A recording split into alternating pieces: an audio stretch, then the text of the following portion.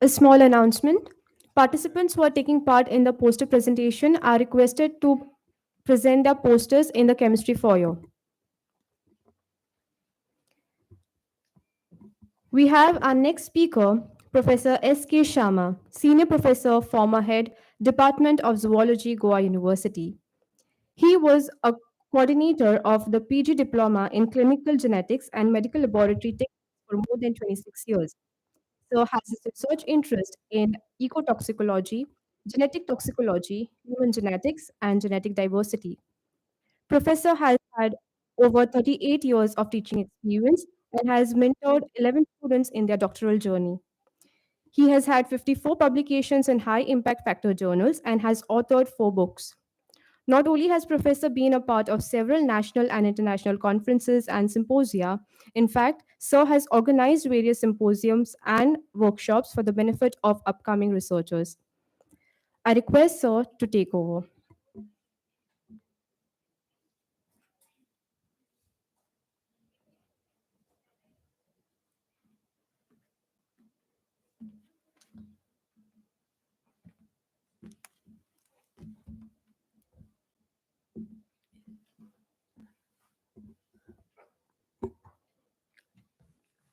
Good afternoon, everybody.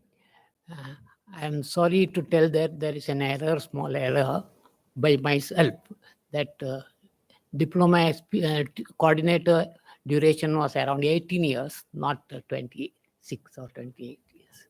Okay. And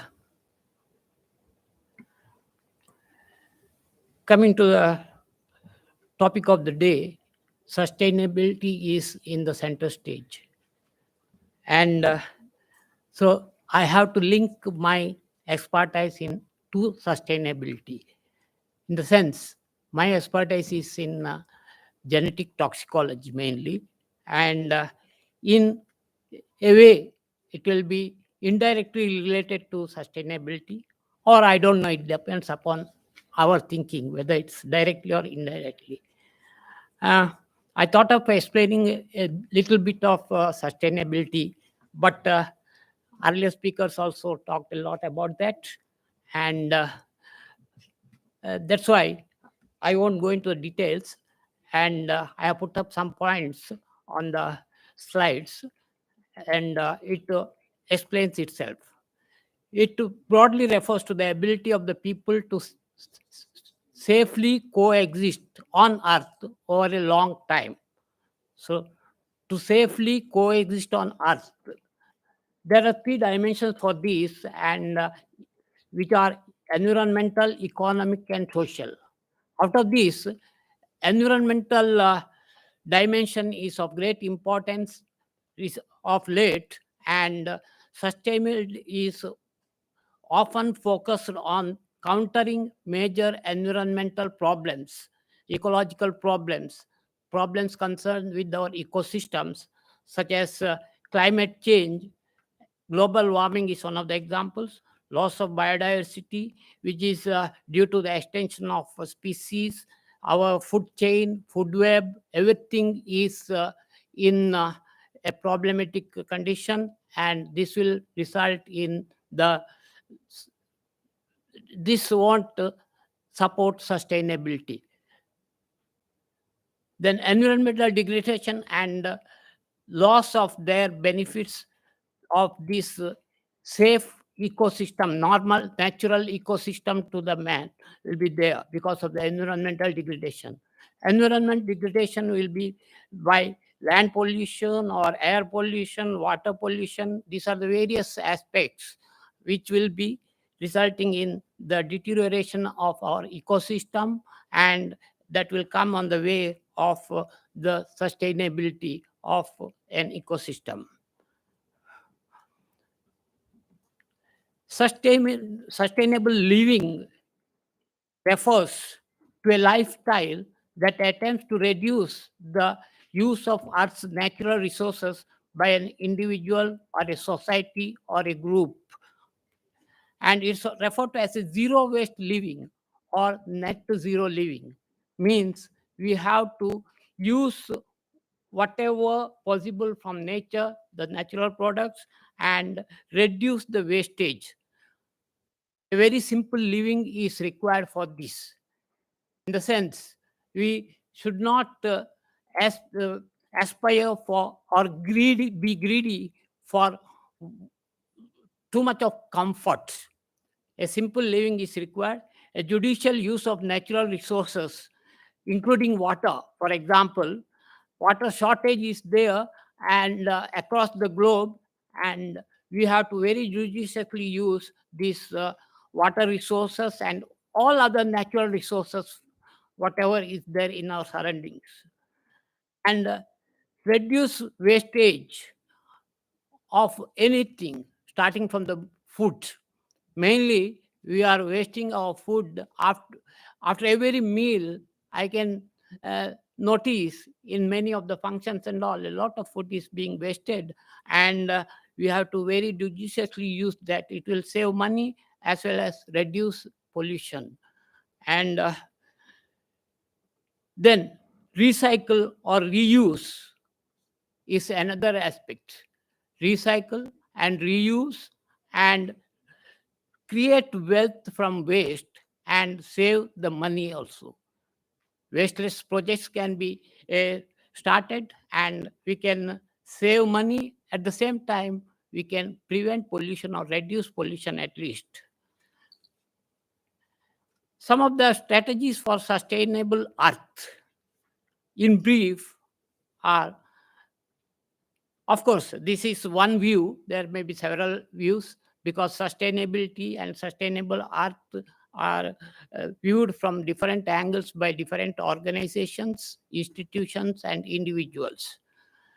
Sustainable architecture, then energy efficient or earth friendly constructions.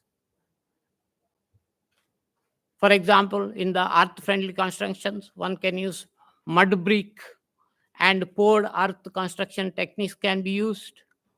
Then use of renewable energy such as solar energy or windmills, tidal energy, like this varieties of such renewable energies can be used, and this will help in reducing the environmental pollution in indirectly. Permaculture is a new, I think it's almost new subject by itself. It is modeled based upon the relationship found in nature. The term was coined by Bill Mollison. It is coined from two terms, permanent agriculture and permanent culture. Perma of permanent agriculture and culture of the permanent culture are brought together to form this particular word, permaculture. More specifically, it is the design of agriculturally productive ecosystems which have diversity and stability while considering the existing environment and natural ecosystems. It's not just an organic farming, it aims at the harmonious integration of environment and people, providing their food, shelter, and energy in a sustainable way. Then rainwater harvesting at various places it can be done. At individual residence, roof top harvesting can be done, and at various levels this can be done. This will help in increase the water table in our grounds, and will help in reducing the water use, in the sense it can be used judiciously. Then grey water treatment and its reuse. What's grey water? It's not this term. I don't know whether it's very commonly used, and I am hearing for the first time. Uh, it's a can be defined as domestic wastewater produced excluding sewage. Sewage is referred to as black water, it's told, and this grey water is the domestic wastewater, which is excluding sewage. Sewage has much of the larger organic loading compared to the grey water, and this grey water can be directly used, or rather by minor treatment it can be used for irrigation and various other purposes, even washing clothes and the like. Okay. Then the construction of rural eco villages and urban town planning is another aspect.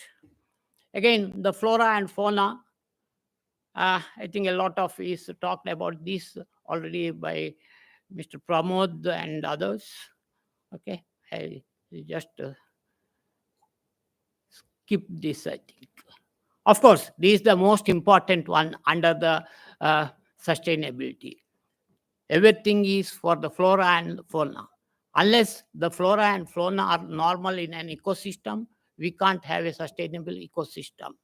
And that's why varieties of steps are to be taken to preserve this flora and fauna. Identifying native flora and fauna and their habitat and the significance of this habitat in a local and regional context is important. This study should include all the protected and threatened species of birds, mammals, including bats, reptiles, and frogs, and all other organisms for that matter. Okay, everything for flora and fauna is to be preserved or conserved. Typically, the flora and fauna studies should include long-term wildlife monitoring. Again, I'm not an expert in this line, okay, of biodiversity. Still, long-term wildlife monitoring is required. Establishment and monitoring of procedures and formulations of amelioration measures for the maintenance and enhancement of habitat for the protected and threatened fauna species.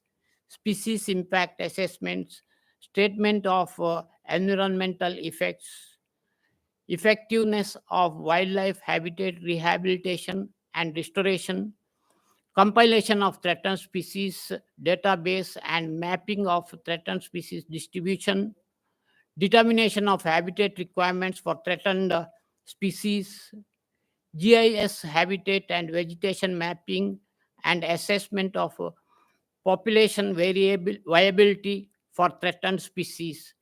These are some of the aspects of flora and fauna conservation in our environment, which will help in a sustainable earth and sustainability. Coming to my topic, it's genetic toxicology. So genetic toxicology, I don't know how many of you are familiar of genetic toxicology or experts here. And however, I'm going to the basics of this, not much complicated ones I'm talking about. Okay, I'm not, in no way I'm touching near my research topic also. It's a basic genetic toxicology I'm talking about very briefly. Toxicology is referred to the study of poisons. So it is a study of poisons, and that's a very, very broad definition of toxicology. Okay? There is another little better definition: studies on the harmful effects of an agent on living systems with the objective of defining human health effects. Ultimately, we are concerned about the human health effects. That's why toxicological studies we may do in varieties of organisms, but ultimately uh, we will be having the objective of defining human health effects. Okay? Because we are the most selfish animals on the earth, and ultimately we should be comfortable. That's why this one of the definitions. A more recent definition with a holistic approach and a sustainability approach reads like this: study of the adverse effects of toxic agents on living organisms and the ecosystem. So here the ecosystem plays a role. Study of the adverse effects of toxic agents on the living organism and the ecosystem, including the prevention or reduction of such adverse effects. Here comes the prevention of environmental pollution also. Of course, it's told all substances are poisons, but and there is none that is not a poison. The right dose differentiate between a poison and a remedy. In Sanskrit, it is told, Ati sarvatra varjyate, avoid excess in anything. If good things are also taken in excess, it may act like a poison. Amrut too in excess may become a poison. And a poison taken in small doses may act as a medicine also. It's relative, of course. That is to tell, toxicology deals with poisons, and poison, nature of a poison is decided by its dose mainly. Of course, quality may be there, but more than that, dose is also important. Before I go to genetic toxicology, I will be touching about the major divisions of toxicology. There are three major divisions of toxicology: environmental toxicology, which is also referred as ecotoxicology, then economic toxicology, and the clinical or forensic toxicology. Ecotoxicology is concerned with the toxic effects of environmental pollutants on organisms to higher levels of an ecosystem. It may be including the population, community, and the like. Environmental pollutants mainly are of three types. They'll be resulting in three types of pollution: air pollution, water pollution, or land pollution.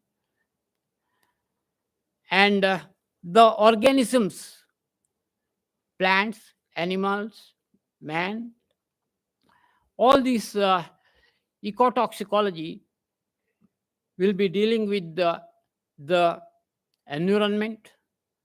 A sustainable environment is required.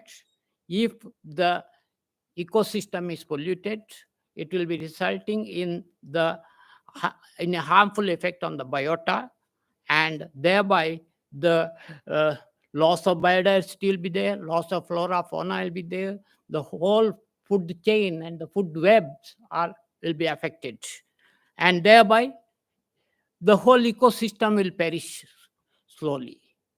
Okay. The major applications of this ecotoxicology will be monitoring and prevention of environmental pollution, monitoring and as well as the prevention, which is essential for the maintenance of a sustainable ecosystem. Coming to next division, economic toxicology. This is concerned with the deliberate use of toxic chemicals on various organisms to control some unwanted bad effects. For example, pests. Some toxic chemicals will be sprayed on pests. For example, insects. Insecticides will be there. Parasites, pathogens, even bacteria. Antibiotics will be used. And like this, varieties of chemicals will be intentionally used to control some unwanted diseases or crop damage or other such aspects. Applications of this economic toxicology. In medicine, the toxic agents are used as drugs to kill the pathogens or parasites. If there is a worm infection, doctor will be giving you the uh, drugs which will be killing the nematodes or worms. Okay, like this. Uh, in agriculture, there may be pesticides, for example, they kill the pests. Biocides are there which kill the uh, organisms. In forestry management, they are used as a pesticides to kill the pests. So in forestry, in agriculture, in medicine, everywhere this is being used. The harmful effects is that it hampers sustainability in a great extent. So use in excess or improper uses often lead to the pollution or degradation of ecosystem. Ultimately, we come there. Wherever we go, ultimately it is the ecosystem is badly affected. Kill the flora and fauna of the ecosystems if they are not judiciously used. Whatever deliberate use, if it is not used in a required dose, in a required way or a precise way, it will affect the it will be accumulated in the environment and it will harm the environment. Kill the flora and fauna of the ecosystem. Health hazard in man. Even excess dose of drugs which is given to kill the worms may also harm. For example, even the sleeping dose pills, if it is taken in excess, a permanent sleep will be there. Then clinical or forensic toxicology, it is concerned with the medical and legal aspects of adverse effects of toxic agents on man or human health. Toxic agents include herbicides, pesticides, fungicides, alcohol, drugs. All this in overdose may affect. Cosmetics also, if they are not properly used and if it is a overdose, again they may affect. Medical aspects, diseases induced by these toxicants, dire diagnosis and treatment is involved in forensic toxicology. Of course, legal aspect also will be there. Laws and regulations related to the safety levels of toxic agents, related to diverse kinds of anthropogenic activities. Safety level is important. The dose of the agents, whatever we use, if it is excess, it will be harmful. Major applications, monitoring health hazards induced by xenobiotics in man. Xenobiotics are the chemicals which are produced by man.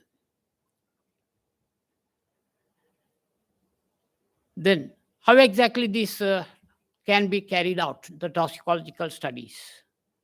There are four major categories of studies under toxicology it can be carried out. Genetic toxicology or genotoxicity studies, reproductive toxicology.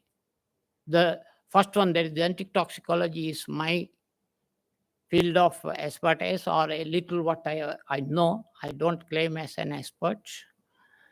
Second one is reproductive toxicology. This deals with the toxic effect of toxic effect on the males and females and reproduction. These are the aspects which is dealt in reproductive toxicology. Developmental toxicity, toxic effect on the developing embryos, and carcinogenicity studies, induction of cancer in man.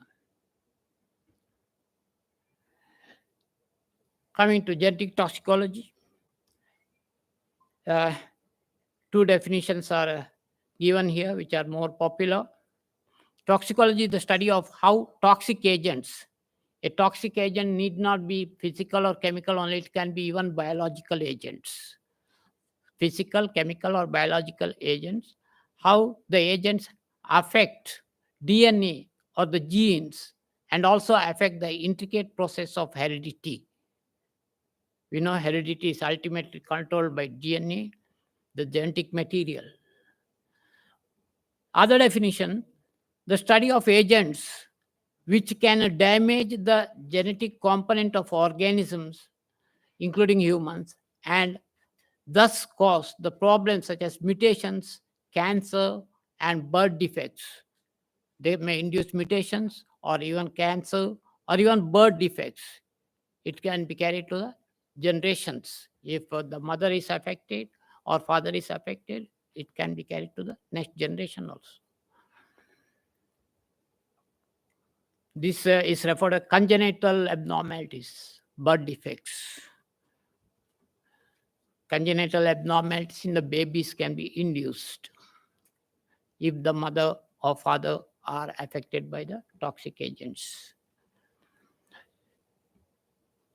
Genotoxicity, the process of the induction of toxic effect. Genotoxicity defined as a destructive effect affecting the integrity of the genetic material of the cells, RNA or DNA. The property or ability of a toxic agent to induce mutations or genetic damage and thereby change the DNA sequence in cells or organisms is referred to as its genotoxicity. Genotoxic agents are often referred to as mutagens. Mutagens means the agents that induce mutations. Genotoxic agents are defined as the agents or atoms or compounds that are affecting the integrity of hereditary material of living cells. Any environmental agent that significantly increases the rate of mutation above the spontaneous rate is called a mutagen. It should be above the spontaneous rate. In any natural population, you will have a spontaneous rate of mutation. If only that much is there, it is not due to a toxic agent. Yes, sir. Yes, sir. These are some of the toxic agents, the physical, chemical, and biological agents. And the adverse effects of a mutation or genotoxicity, which affects the sustainability.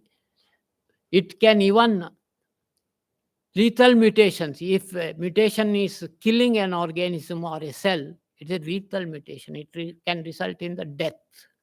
Okay, and more serious effects will be on somatic cells or even germ cells. It can be there.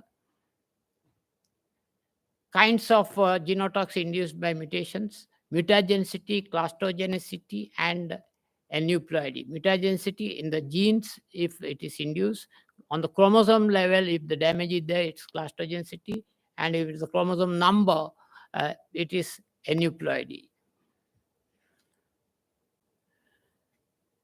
Genetic applications to study the health hazards, safety testing program of various industrial products such as pharmaceuticals, cosmetics, agriculture chemicals, food additives, all will be undertaken before they are to be released to the market for a commercial use. It's compulsory that all these agents, I mean chemicals, should be checked for mutagenicity and the safety is to be evaluated.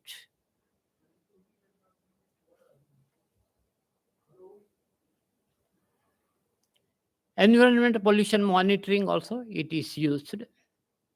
The intervention drastically on the sustainability of ecosystem by the environmental pollutants.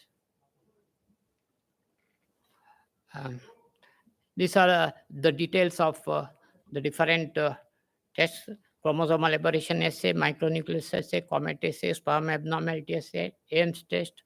These are some of the tests we conduct routinely in our lab. And details of these are just a few minutes, 2 minutes. This is how the mice is used. Okay, and this is the gavaging, how it is fed, and these are some of the chromosomal preparations. The first one is a normal one, upper one, and down you can see chromatic gap. In the enlargement bottom, you can see the actual picture, how it looks under the microscope. It's called micronucleus test. Here you can see small nuclei in the normal PCs, normochromatic erythrocytes and polychromatic erythrocytes. This in fish. This is how you see in the fish blood cells, the micronuclei. These are the fish gill cells. These are the sperm abnormality test where you can see different types of sperms, abnormal sperms and normal sperms from the gonads. This indicates a damage here will be resulting in a birth defect in the future if this particular sperm fertilizes the. This is called homeostasis. Here the DNA breaks, they're there from the nucleus individual cells. You can see the comet coming out. The bigger the comet, the more genetic damage will be there.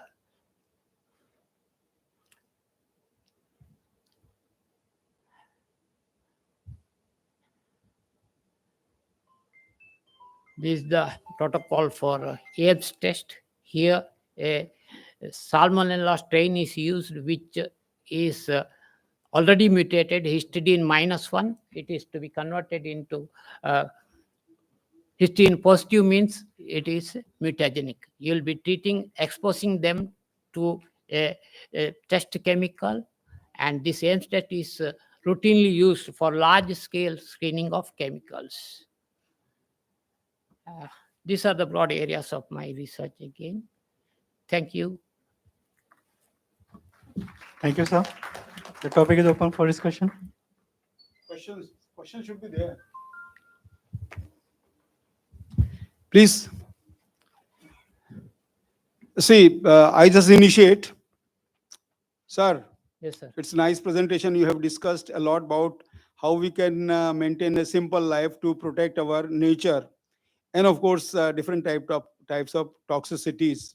Yeah. So, can you suggest that how can we get rid of, very precisely answer, that suppose a developmental toxicity is there, we are using every day those stuffs which are hitting, there are molecules which are hitting our genomic organization, whether they are causing carcinogenic effects or the teratological effects or developmental effects. How can we get rid of in the existing situation of our living style?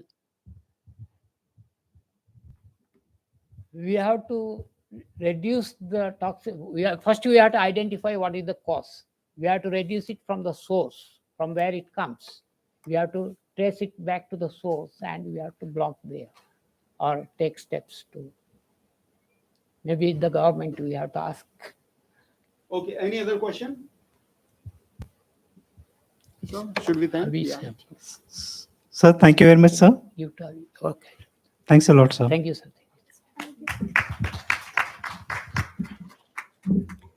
Thank you, sir, for enlightening us on how integrated solutions for sustainability should be put into practice and giving us insights into toxicology. We have among us the chairperson for this session, Professor K.K. Sharma, former Vice Chancellor, MDS University, Ajmer, Rajasthan, with us here. I request Professor Sharma to present a token of love and appreciation to Professor S.K. Shyama.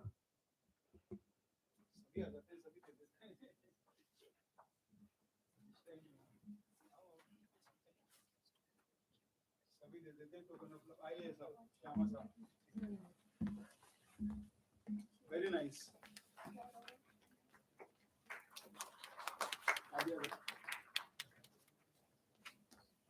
You don't know the meaning of nice, you did very nicely. Thank you. Thank you.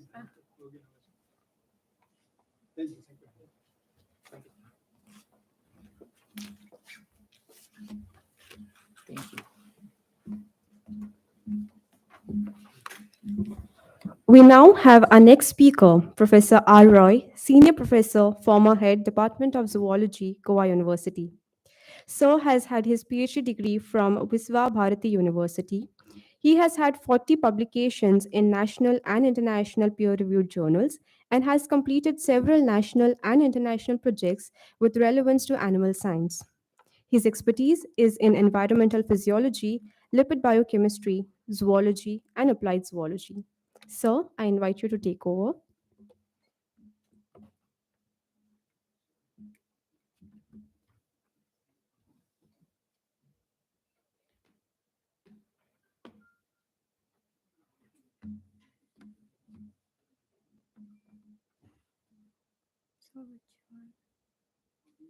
When this thing went live,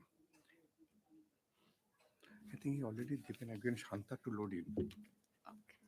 Samantha. Samantha already loaded.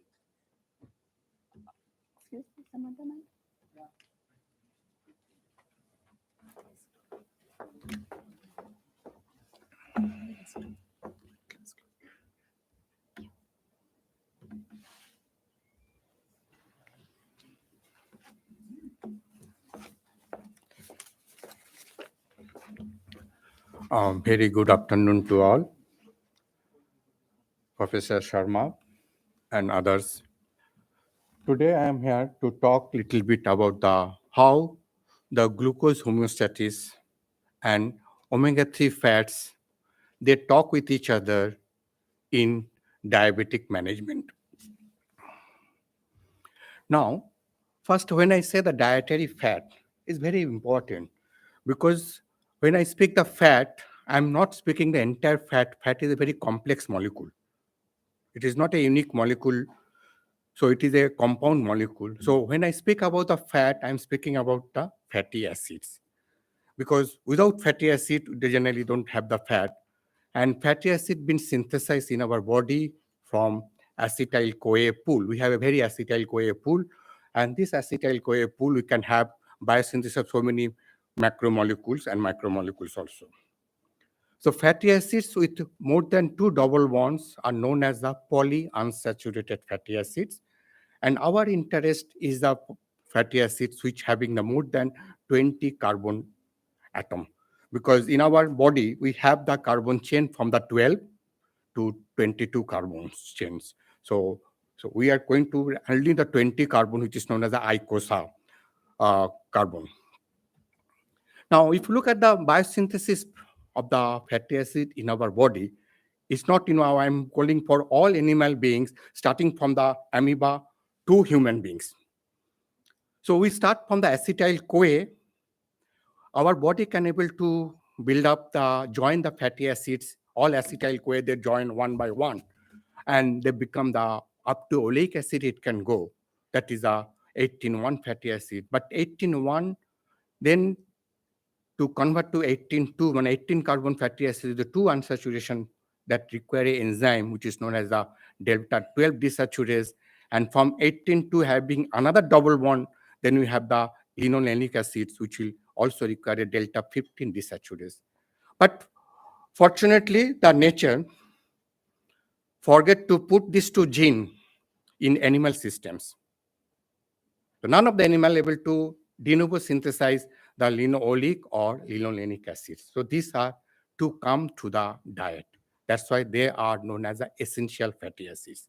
Now, fatty acid, further progression of the fatty acid, their chain elongation or further unsaturation coming from the linoleic acid, we can have so many fatty acid. We can come the 23, that is our D-homogamma linolenic acid, arachidonic acid.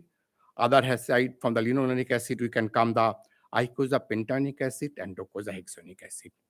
So among these things, arachidonic acid, D-homogamma linolenic acid, and icosapentaenoic acid having the more importance to us. Now, what is the PUFA?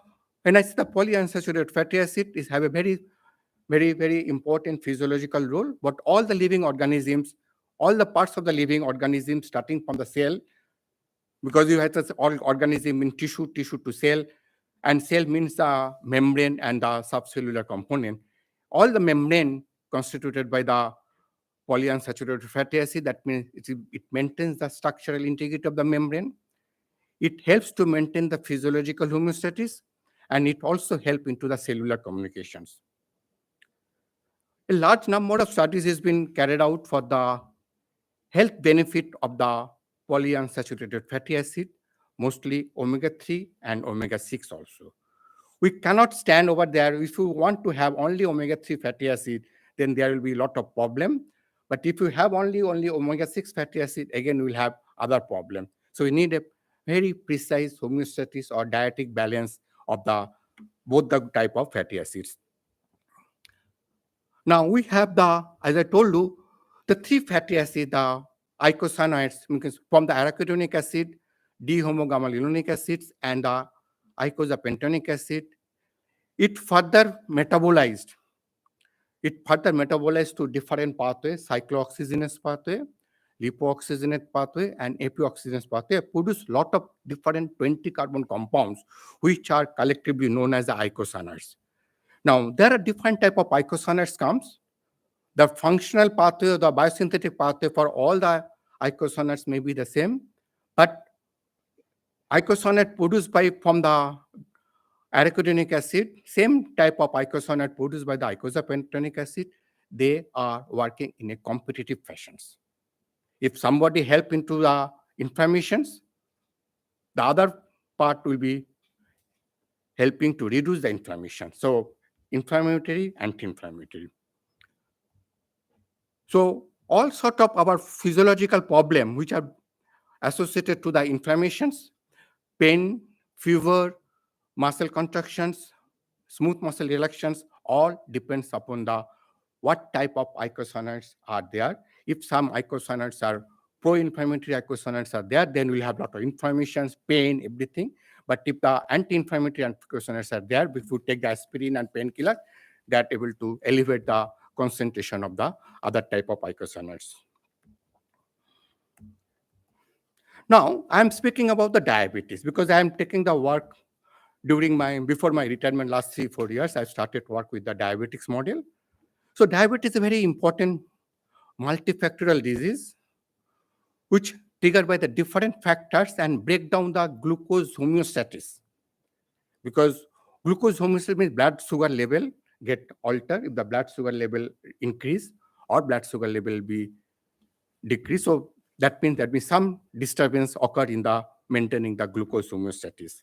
And as a result of the glucose homeostasis, there will be lot of disturbance occur.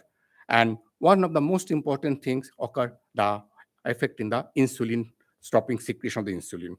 So we have three different type of diabetes. Diabetes type 1, where insulin, the organ, that means pancreatic cell, because insulin is produced by the pancreatic beta cells, beta cell unable to secrete the insulin. Or maybe the insulin expression may be blocked. Type 2 diabetes is not related to insulin production, but it's related to insulin recognitions. Because if the insulin, the tissue is not able to not able to recognize the insulin, then there will be problem. And another is the gestational diabetes, which is related to the pregnancy of the woman, but this is not very common. Now, if you look the prevalence of the diabetes, also the data are not the current scenario will be very different. The diabetes is part of the world's fastest growing metabolic disorder and one of the most major causes of illness. I just read one article where this says around more than 25 billion of the world populations suffer from the obesity related type 2 diabetes. If you look the only diabetes type 1, around 400 to 22 million people suffer from the worldwide, but in Indian scenario, it is 17 million. And due to our lifestyle, again, the type 2 diabetes is increasing in India. So diabetes is a very, very important problem we need to address for diabetic management. Now, how these two things, the pancreas have the two different type. All the pancreas, it is having exocrine as well as endocrine function. I am not speaking about the exocrine function. For endocrine function, it produces the two different type of hormone, insulin and glucagon. Insulin is produced by the beta cell and glucagon is produced by the alpha cells. Now, when the blood glucose levels little bit rise, when it will go about the 1 gram per dl. So what happened? The pancreatic beta cell, it will secrete the insulin. As a result, the circulatory glucose, it will be getting absorbed in the fat cell. It will be getting absorbed in the liver cells. It will be getting absorbed in the other cells, kidney and other cells, even the adipose tissues. As a result, the circulatory glucose will be level will go down, but the tissue glucose will be down, and that this tissue can utilize the glucose for different purpose. It can able to store the glucose, or it can be used for the energy metabolisms. But if the glucose level goes down, then what happened? Then the alpha cell will secrete the glucagon, and what glucagon will do it? Glucagon will take out the glucose from the stored tissues, that is the liver and skeletal muscles. The glycogen will break down into the glucose, and glucose will come to rest in the circulation. That's why how the blood glucose is maintained homeostasis by the action of the both insulin and the glucagon. Now you see this structure is the same thing. The pancreas secretes the insulin, then insulin the going to control the glucose, because glucose has to be directed into different organ, and somewhere the insulin, particularly you see the liver, when the insulin is secreting, the insulin will stop that liver. Any glucose should not come to the blood circulation from the liver. So that way, it is a little bit of the glucose level is be maintained by the different organ by the action of the insulin. Now, this diabetic control, when the diabetes occurred, it created lot of cytokine problem. It creates one sort of inflammation in the beta cells. As a result, there is generation of the ROS. And this ROS generation leads to a lot of glycosylation problem, and it creates oxidative stress. And due to the oxidative stress, they will be taking for the something called the lipid peroxidations. And this is most important, and that's going to have more problem to maintain the glucose homeostasis. Again, if we speak the glucose homeostasis, look, whatever the glucose is coming from, glucose is not coming because we eat food. Whatever you eat, there are three major molecules you are eating it, whether you call it a pizza eating or chicken, lollipop, whatever you want to eat.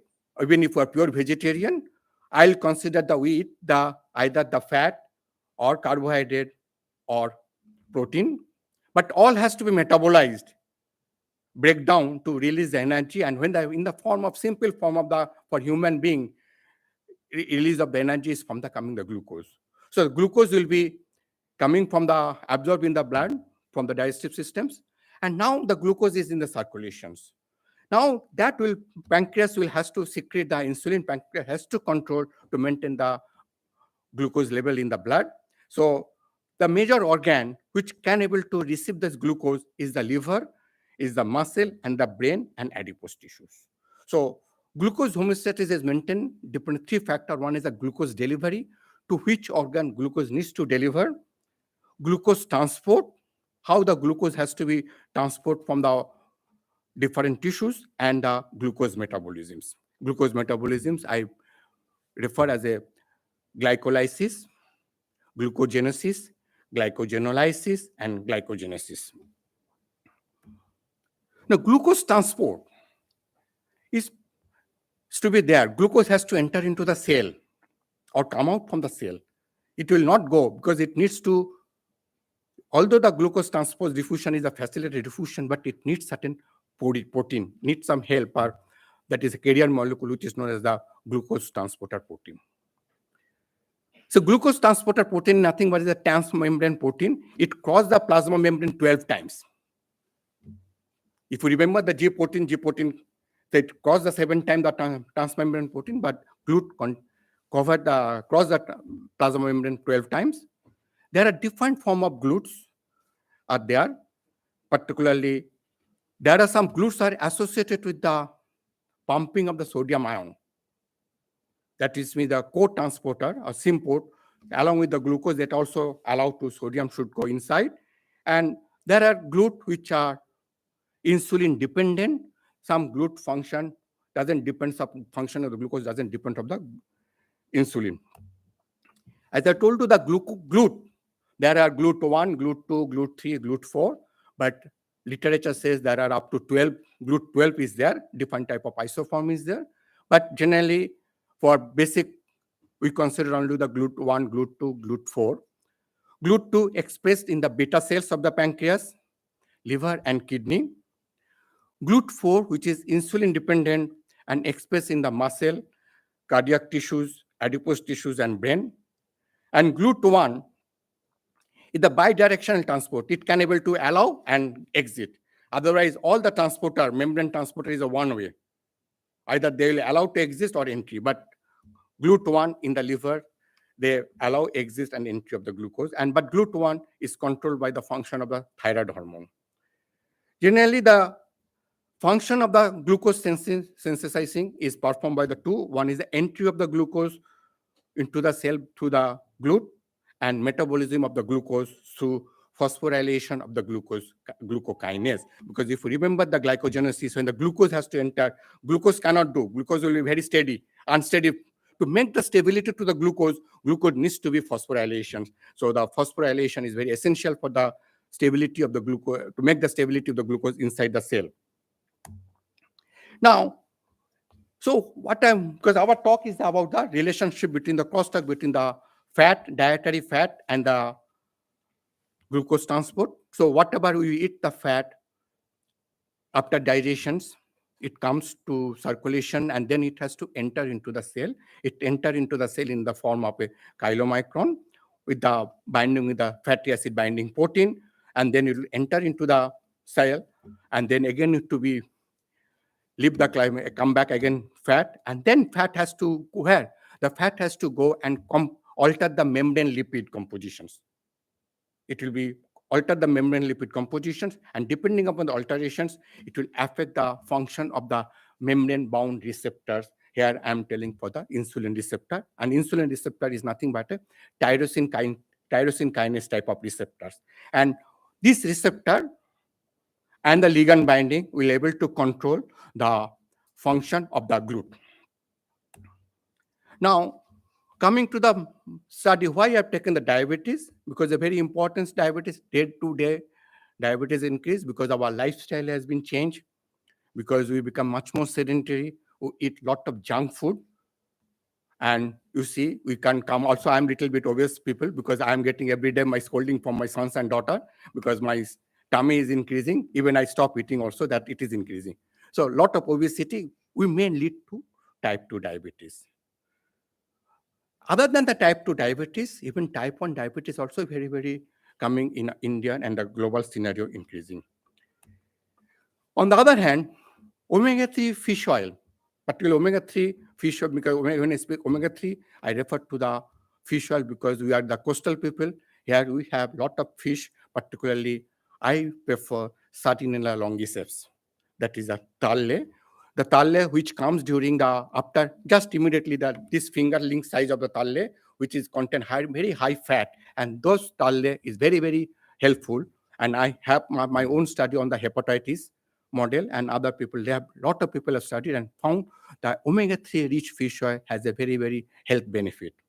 So that's why we hypothesize that the dietary fish oil, which are rich in icosapentaenoic acid and docosahexaenoic acid, might also help in reversing the metabolic changes and prevent the tissue damage due to the prolonged diabetes.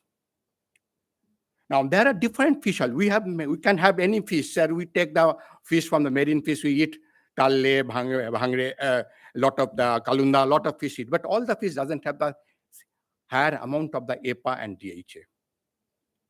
I have studied around 10 fish, common fish from the Goa market, fish market, which are commonly people eat. I'm not calling for kalle and all these things. Then seute, then what it called. So these fish, among these fish, I found our mackerel and the sardine fish having the quite higher amount of the docosapentaenoic acid and icosapentaenoic acid, and sardine oil having around 50% of its unsaturated fat in the form of icosapentaenoic acid and docosahexaenoic acid. Now, we approach two types of study. One is the in vivo study and the in vitro study. In vitro study, we created the diabetic mice by injecting alloxons. So alloxon injections should not be one injection. We need to maintain the diabetic, because when you call the diabetic mice should blood sugar level should be more than 250 mg per dl. To maintain, otherwise you cannot call that mice a diabetic mice. And to maintain the diabetic mice, we have to continue the alloxon injection once in a week. And we have two groups. One is a control group that do no alloxons, and other is the diabetic group. And both the group of mice, we have mice feed blended with the 10% Sardinella laboratory extract fish oil, Sardinella fish oil, and fed them for 1 month. And we have studied what we have noticed very nicely. NC for the control, ND for the diabetic mice, and SDM in diabetic mice with the fish oil. Insulin secretions. With the diabetes, we know that when the diabetes will be there, insulin is decreased. You can see the insulin is from the 50% decline in the insulin, and you can see around 6 times elevation of the glycosylated hemoglobin, which is now measure the blood sugar because doctor preferred to maintain the HbA1 hemoglobin. But with the sardine oil, you can see the insulin level increase from, again, started to increase, and glycosylated level started to decrease. That means fish oil is something is related to the insulin secretions. Not only that, even we have checked the expressions of the insulin gene. In what we have seen it, insulin expressions due to the induction of the diabetes, insulin expression decreases and enhances the glucagon. But with the sardine oil treatment, again the insulin expression start increasing and glucagon depressed. That means again the fish oil is going to do something with the insulin expression. That means secretion of the insulin. We also check in the liver tissue certain GLUT function, GLUT2, GLUT4, COX1, COX2, and SRB protein 1, that is sterol regulatory element binding protein. You can see the GLUT functions with the diabetic, it is reduced. With the sardine oil, again, it started to increase. COX1 and COX2, it little bit, with the diabetes, it is increasing, and then again with the sardine oil is going to decrease. And SRB protein, it is with the diabetic condition increase, and with the sardine oil, it started to decrease. I'll explain what are these things later part. Even we check the pancreatic tissues, what happened in the lipid profile, because we are giving that fat, because whatever the lipid composition is mainly of the reflecting the dietary lipid. If you notice that due to the induction of the diabetes, there is an increase in the total cholesterol, there is an increase in the total fat, but there is a decrease in the phospholipid. What is phospholipid stand for? Phospholipid stand for, it is a membrane lipid. Phospholipid not available in the cytoplasms. And also you can see the serum lipoprotein profile, where due to induction of the diabetes, LDL cholesterol level is increased, which is known as a bad cholesterol. We have seen in different tissue, the function of certain enzyme, which are very, very important, the HMG-CoA reductase and HMG-CoA synthase. These are two key enzymes for biosynthesis of cholesterol. Again, we have seen it with the induction of due to the induction of the diabetes, both the activity of these two enzymes is enhancing. With the fish oil, it is reducing. But another enzyme, that is the glucose 6-phosphate dehydrogenase, which is an indication of the conversion of the saturated fatty acid to unsaturated fatty acids, where we have seen it due to the induction, that activity is decreasing. That it is decreasing with the fish oil again is starting. Not only that, we have checked also the membrane fluidity of the different organ due to induction of the diabetes. What we notice, the membrane viscosity, because more the anisotropy value means more the membrane will be much more viscous. So we have seen that all the tissues with induction of the diabetes, the viscosity level increase. That means that will affect the function of the membrane bound protein. We have also seen the diabetics induction is going to related to the increase of the ROS activity. It increase the interleukin and TNF alpha activity expressions in the all the cells, but I only cytokinins. It's only one tissue I produce it because it has been done. So this is the input. So what we have seen it? We have seen it really, whatever the damage is being created by the induction of the diabetes through alloxons, the damage could be prevented or can be reduced by dietary intake of the fish oil.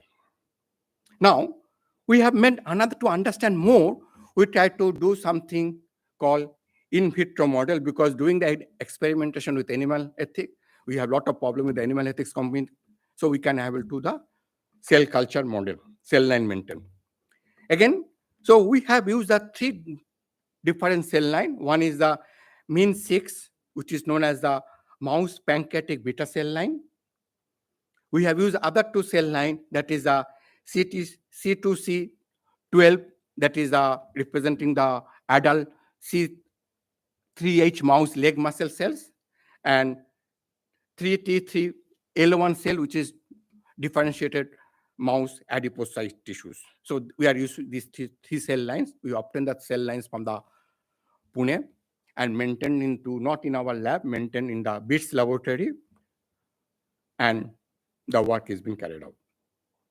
Now, what we did first, we have to check we want to check how efficacy of the fish oil, whether the fish oil can, whatever you saw, the same thing we could be able to see with the in vitro studies or not. So we have used the fish oil as a, whether fish oil is protecting. That means fish oil, if you give the fish oil first 6 hours, then we have add the alloxon in the media. Co-treatment means we have done both, added both fish oil and the alloxon together.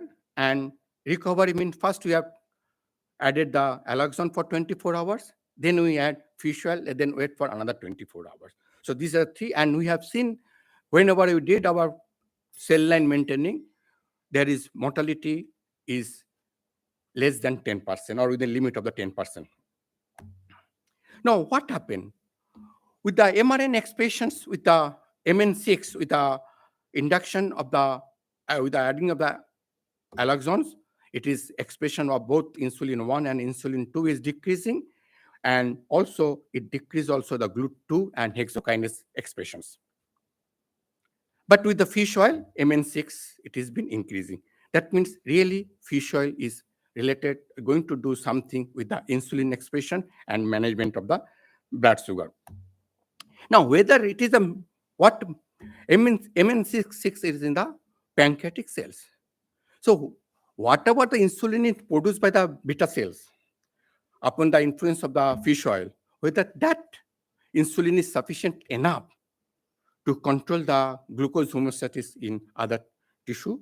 So we have taken the sprint of the media from the MN6 treatment, and 60% of the sprint media and 40% of the fresh media we use to maintain the other two cell line, that is the muscle cell line and the fat cell line. So what we have seen it, when you have used the exogenous insulin, we found it decreased the expressions, it decreased the all the enzyme, that is the hexokinase, glucose, glycogen synthase, pyruvate carboxylase, glycogen phosphorus. These are all the enzymes related to different pathways of the glucose metabolisms. It has decreased. So, but when we have seen even a little bit spent media, but with the alloxon, there is no insulin. So there the things are GLUT expression are increasing. But when the fish oil is been added, the fish oil recovery media, the GLUT expression is been decreased. That means it is something is going to do it with the fish oil, is going to bring back something to the GLUT expressions as well as the activity of the different enzymes. So similar situations, we can, what we have seen it in the GLUT, in the muscle, fat cell also could say similar type of situation, but here we could see the GLUT4 is much more prominent than the GLUT1 changes expressions. So what we can able to tell, the fish oil is effective to recover the mean-6 cells from the destructive effect of alloxons.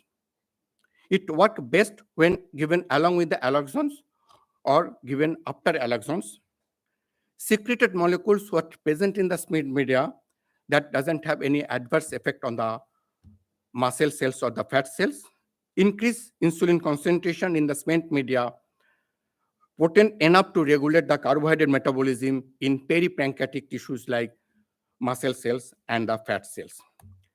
Now, so what happened? So due to induction of the diabetes, T1 diabetes, what happened? When the T1 diabetes going to create, it creates a short supply of the glucose to the pancreatic beta cells. As a result, the pancreatic beta cells suffer from the oxidative stress. It doesn't get enough oxygen because the hexokinase activity is less, so glucose cannot able to break down further and take into TCA cycle electron transport pathway and give lot of energy. So it oxidative stress is created, pancreas suffer and generate lot of ROS, and it expresses a lot of cytokinin expressions. That's why how the beta cell get destruction of the beta cells. So diabetes 1, type 1 is nothing but a destruction of the beta cells of the pancreas, and which is due to the less supply of the glucose into the pancreatic beta cell, which create the ROS generations and also elevate the expression of the different cytokines. Now, dietary fish oil, what it did it, when the dietary fish oil you take it, it altered the membrane lipid compositions, it altered the membrane viscosity, it produced a lot of eicosanoids, and that prevent the generation of the ROS, and it recover the beta cell from the oxidative stress, and as a result, it can able to the insulin can be produced. Now, the diabetes management is through the tyrosine kinase signal pathway. So there is a tyrosine kinase signal pathway. So insulin bind to the tyrosine kinase receptor. It comes to the different IRS and the phosphodienoacetyl 3 kinase pathway. Sir, humble request to wind up. To me. Yes, sir. There are another slide. Yes, sir. So what happened? This AKT bind with the inside the GLUT vesicles, and there will be translocation of the GLUT vesicles from the inside to the plasma membrane, and then it can able to allow the glucose travel across the membrane.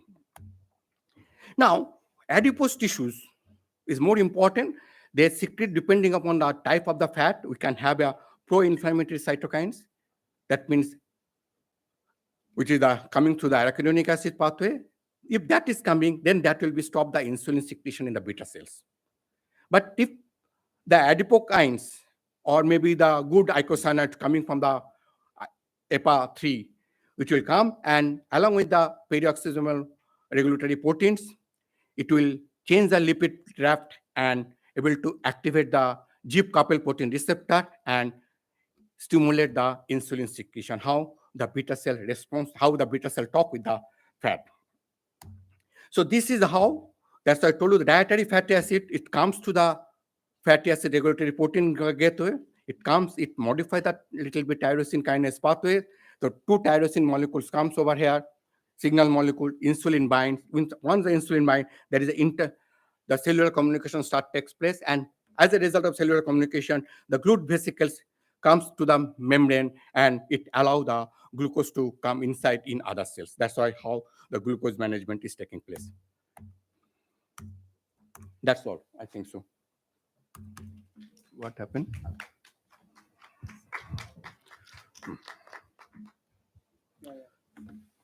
Thank you. Thank you very much, sir. Very interesting. Very interesting talk. And I think this is the last talk of this session.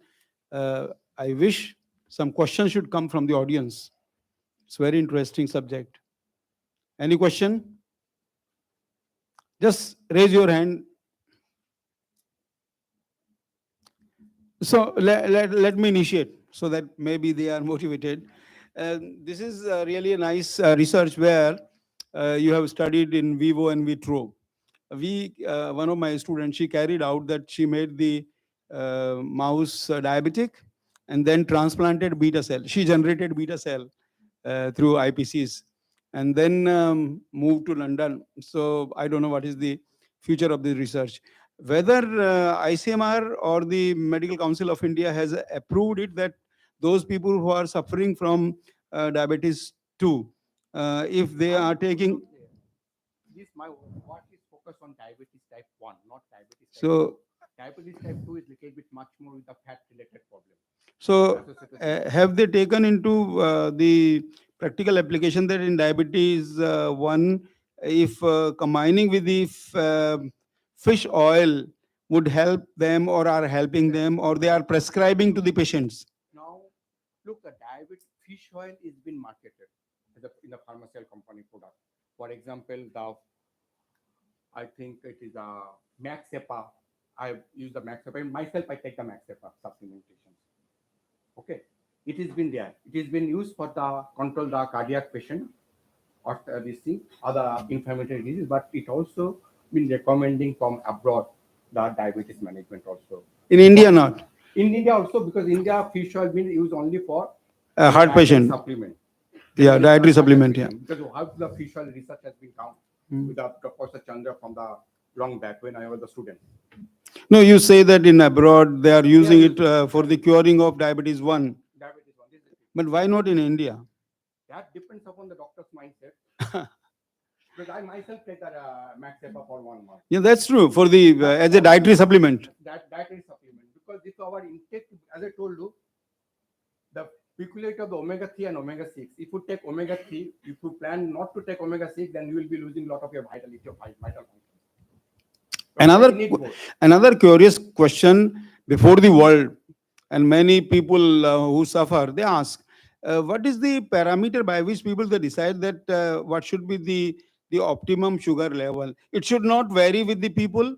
Means those who are doing hard work, those who are only resting. So it varies from people. Look, see, as per the look, if you look today morning or 2 days back, I have some more the WhatsApp message. Now our medical profession, which was practiced in the last 50 years or 60 years early, medical parameter of the guidelines. Are you hearing his conversation? Please come close to mic. Yeah, mic. Okay, I think I'll quite audible. Hmm.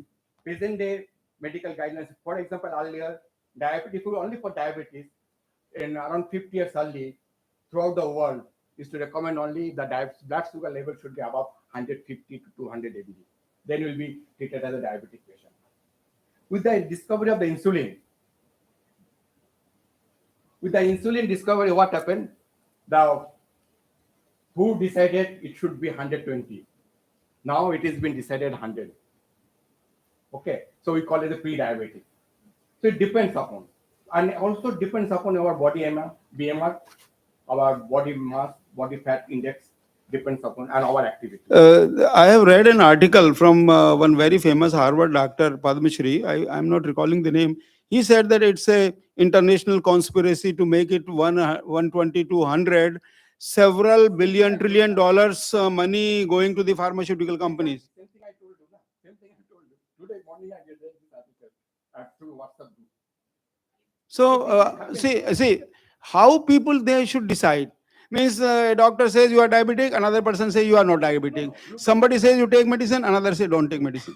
First and foremost, if you look at clinical parameter, not only diabetes, for any parameter, there is a threshold level is there. The threshold level is maintained to the standard people in terms of not Indian. It is coming from the WHO standardization. When coming to Indian context, the standardization may not be the same. For example, hemoglobin. What should be the hemoglobin level? Hemoglobin level, if you take the generally hemoglobin should have 12 mg, but most of the ladies suffer hemoglobin level 10. So they are anemic, no. They are good in health. It depends. That's what their parameters are depends upon other factors, other climatic conditions and all these things. So it has to, doctor has to decide. If we have something, if this problem is associated with some other thing problem, then it's okay. Even if you have a diabetes, for example, those my friends are, claiming they have a diabetic, I say, don't take any medicine. Don't take any medicine. Doctors are now, big doctors are coming, a lot of articles, don't take any medicine for diabetic control. Diabetic management is through the physical activity. Lifestyle, change in lifestyle, yeah. And you take simply dietary precautions. Mm-hmm. Yeah. That's why I told you when I discovered the fish oil, I took myself. I'm doing myself, and thanks God, I have my physical problem due to my accident. I'm physically unfit. but not physiologically unfit. And physiologically very strong. Yeah, very nice answers to excellent questions. And I'm sure that these questions are general question before the world and very, very controversial. People, they are declaring a person, very healthy person, patient because of money. And some ethics should be there in medical sciences that some in vivo, in vitro studies on mouse. I have come across an article that the genomic organization of mouse differ from human being very much. Those results which are coming from the mouse studies may not fit physiological results. I tell you, physiological results may not fit even of the monkeys or the rabbits, another thing. And if you are changing the system biology, see, millions of reactions are going on every time in our trillions of cells in our body. The moment we take any decision, we'll have to take in our mind that how many factories we are changing through this. So thank you very much, sir. You have enlightened the audience with your great knowledge about the diabetes and other thing. So what next? Thank you very much, sir. Thank you.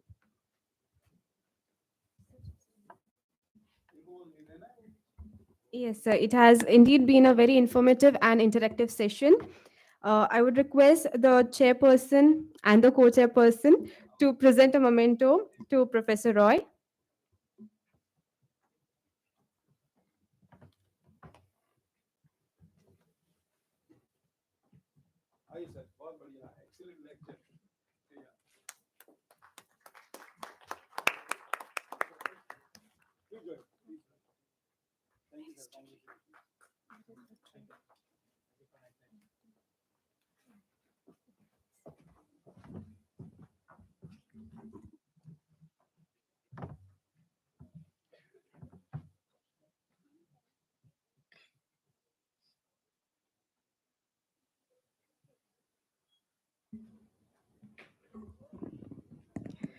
I request the co-chairperson and the chairperson to state the concluding remarks of this session.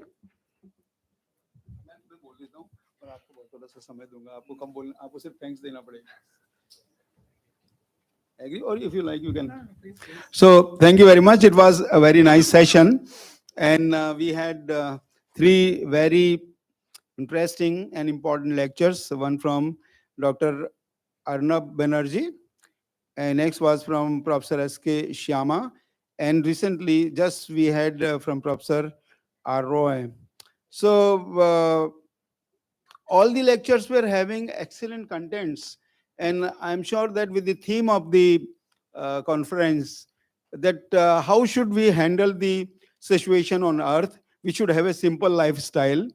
How should we handle ourselves, we should have simple lifestyle, means we shouldn't be greedy, we should not uh, destroy the earth, the mother earth that has been created by more than 4 billion years of experiment. And if we think that those um, important constituents which are present on earth, if we judiciously use them, if we judiciously use those agriculture which requires some management, I think this is the best solution to save our earth. Similarly, we should not play with our body. Those the great hormone gonadotropins, the great molecule, the fatty acids from the fish oil, these substances are there in nature. If we naturally use them, it's fine, but always disturbing our body with lot of medicines, lot of molecules. I have gone through it, and I met a Nobel laureate in Aurangabad who got Nobel Prize on ribosomes. She was a Jew, and my lecture was also there after her lecture. She mentioned that we have so many factories working, millions of micro the ribosomes are working in the form of factories. Any minor disturbance, even in your sleeping, even if you're taking food, suppose good food is there, then we start taking too much food. Suppose some junk food is there, then just for the taste of tongue, then we start taking. So we'll have to take precaution, and through the extract coming out from this conference, we have to care for the nature earth, we have to care for ourselves. We should become as as far possible, natural. Don't go in the artificial life. And my fellow wants to do something more. So please convey. Thank you very much, sir. Chairperson has already gracefully acknowledged all the resource persons. Just on behalf of Chairperson and the rapporteur, I thank the organizers for giving us the opportunity to handle this session. Thank you very much. Over to the host, sir. Thank you, sir. I'd like to express my gratitude to the chairperson, Professor K.K. Sharma, the co-chairperson, Dr. Madhav Bilavi, for chairing this session, and Dr. Samantha for being the rapporteur. I request Dr. Shanti Desai, Assistant Professor, School of Biological Sciences and Biotechnology, Goa University, to present a memento to all three of them on these.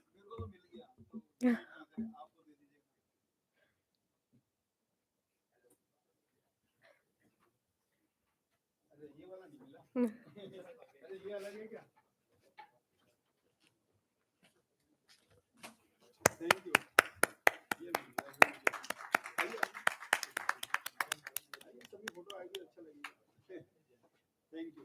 Lily photo. Thank you. Thank you, madam. Thank you. Yeah, sure. Madhav, you are Madhav, I am Krishna. Absolutely. Thank you. Madam.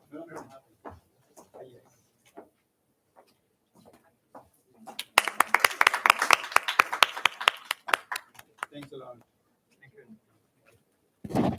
Thank you, ma'am. It's not the end of day one of this conference. We have a poster presentation session going on in the chemistry foyer. So, requesting all of y'all to kindly attend it. And tea has been already served in the cafeteria, so y'all can simultaneously visit the cafeteria and pay attention to the poster presentations. The dinner shall be served at 8 p.m. in the cafeteria. Thank you, everyone.